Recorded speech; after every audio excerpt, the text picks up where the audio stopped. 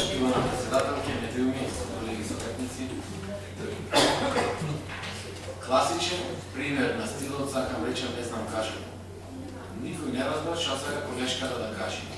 А посочва, не верувам дека е до стилот, до високиот стил, но посочва до директорите, поставени од ДПМН, да не ја слушат опозицијата, бидејќи тие мислеле лошо.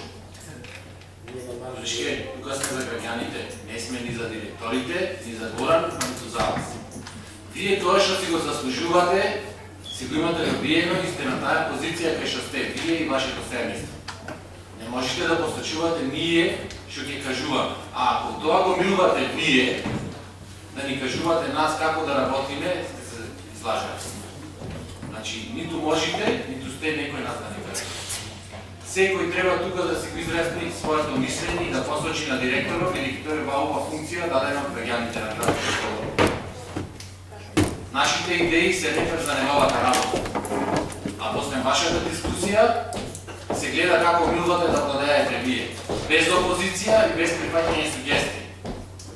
Во претходната дискусија колегата каже и директорот Клина Созата дека многу од нашите предлози се прифатени.